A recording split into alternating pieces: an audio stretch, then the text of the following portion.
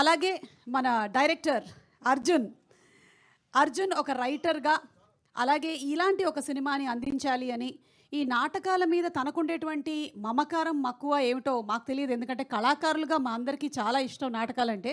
చాలామంది నాటకాల నుంచి సినిమాల్లోకి వచ్చారు, కానీ నాది మాత్రం రివర్స్. నేను టెలివిజన్ నుంచి నాటకాలకు వెళ్ళాను. చాలామందికి తెలుసో తెలియదు.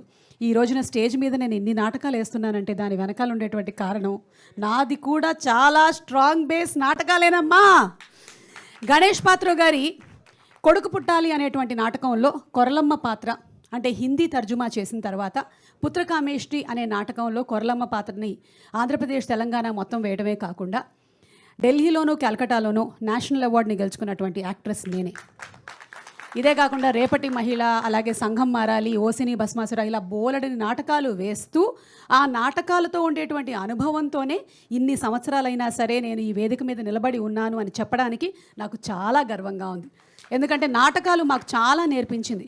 నాటకం చేయడం అంటే చాలా సులువు అని అనుకుంటారు, కానీ దాని వెనకాల ఎంత మెమరీ ఉండాలి, ఎంత ప్రాక్టీస్ ఉండాలి, ఎంతమంది కోఆర్డినేషన్ ఉండాలి, ఎంత యూనిటీ ఉండాలి. సో అలాంటి నాటకం అనే బేస్ తీసుకొని ఈ సినిమాని అందిస్తున్నందుకు టీం అందరికీ అభినందన.